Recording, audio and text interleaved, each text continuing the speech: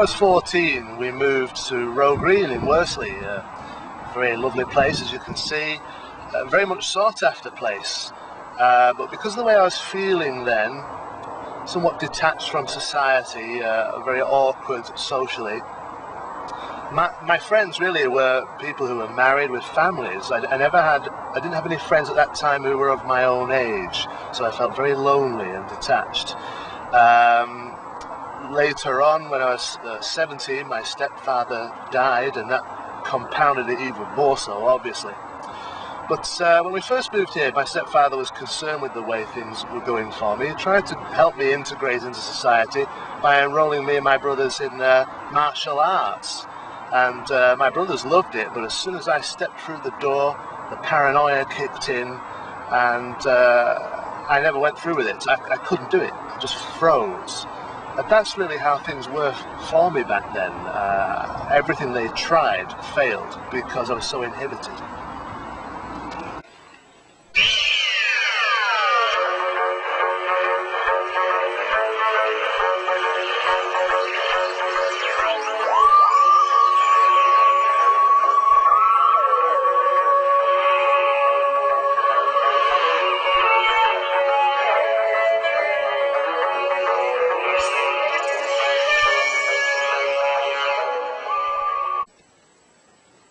My fanaticism with Doctor Who got to extremes in my mid-teens. In 1984, Colin Baker took over the role of the Doctor. He played it until I was 16. His portrayal, he was aloof, bombastic, somewhat detached from people. And it was that alienness of Colin Baker's portrayal that really drew me to him. Out of the Doctors towards the end of the original run, he was my favourite, he was my hero. His companion, Perry, was played by Nicola Bryant. I had a really bad crush on Nicola Bryant, and I can remember it being so bad that I wouldn't be able to eat. I'd open the fridge and just go, close the fridge door. And I wrote to Nicola and told her I had a really bad crush on her, and would she send me a signed photograph, and she did. And I kept this by my pillow every night when I went to bed. Before the advent, well, not before the advent, but before we got home video, I used to tape record the audio track of Doctor Who as it was being broadcast from the television, so that I could then listen to Doctor Who as a radio play. Never happy with that one. So there you go. It had a sort of feckless charm, which simply wasn't me. Now this is Colin Baker and Nicola Bryant in Colin Baker's first story. I played that tape many times over to the point where I knew the script by heart. And at my worst, when I was really in that world and not in the real one, I could be found reciting the episodes out loud to myself if I couldn't get access to recordings. If I were dead then and here now, it means that I was at the very epicenter of the engulfing chaos. I don't understand. It means the collapse of the universe has started and nothing can stop it. How long will it take? For everything to end. A very few centuries. Centuries? Well, if it's going to take that long, I'll go and see if Jamie's any better.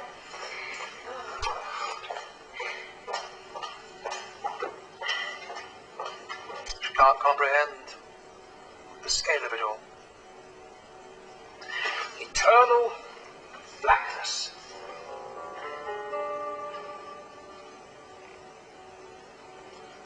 No more sunsets. No more gumball jacks. Never more a butterfly.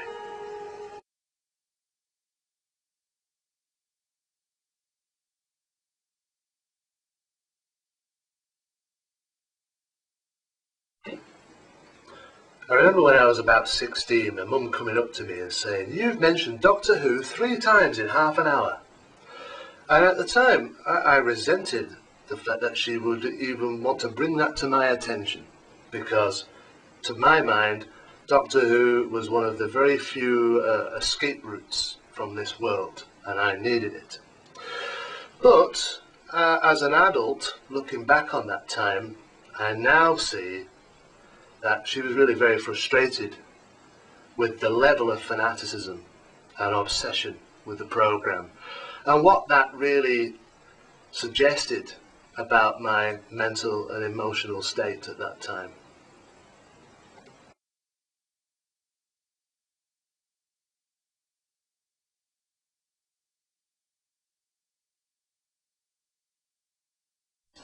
And finally, while the rest of the world was indulging in Spandau Ballet and Duran Duran, I was heavily immersed in the recordings of the BBC Radiophonic Workshop. These were the records I listened to in my mid-teens.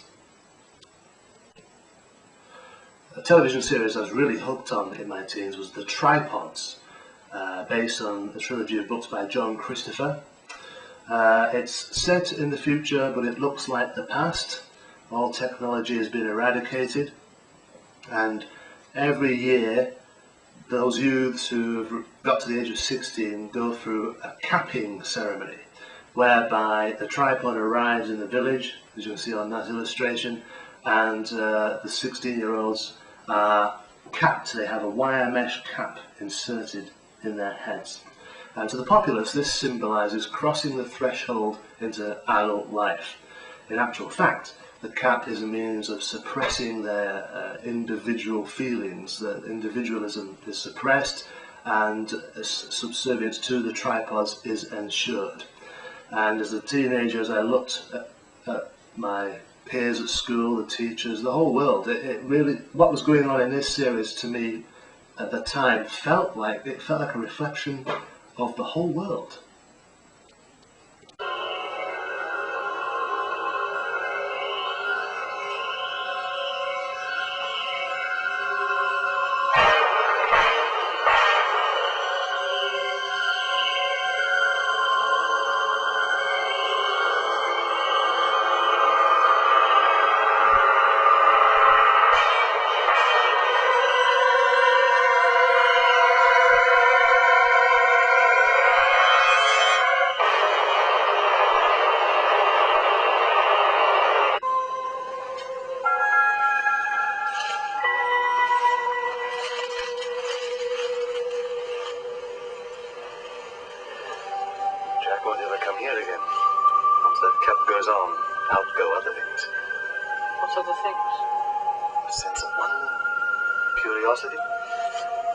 Feelings of aggression and rebellion. No, nobody who's ever been capped by a tripod finds much of interest either.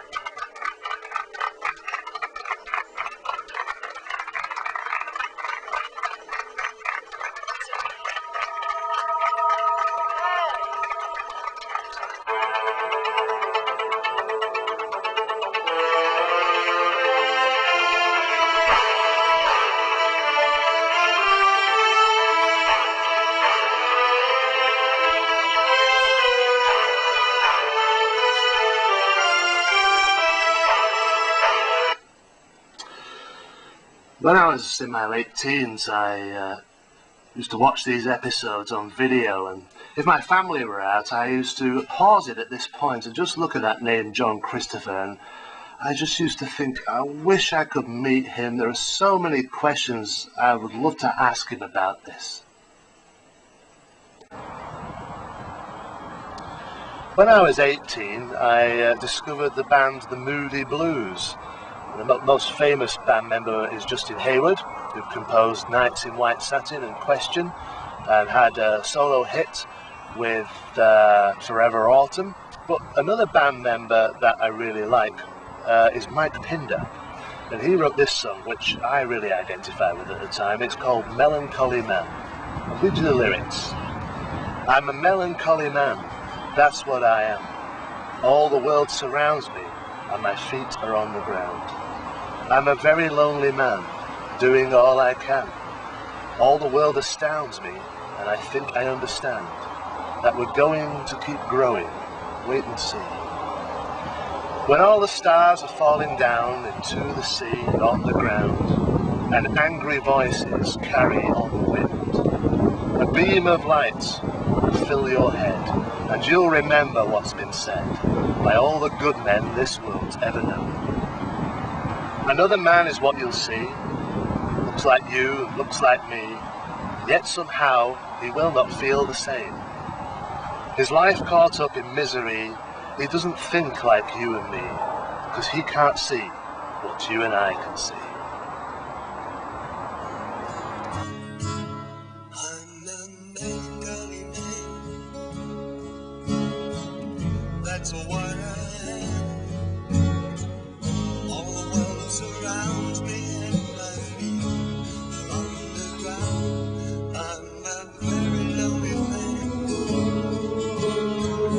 doing what I can. All the world astounds me and I think I understand that we're going to keep growing and see. I left school in 1986 and came here, Tesco's, in Walkden.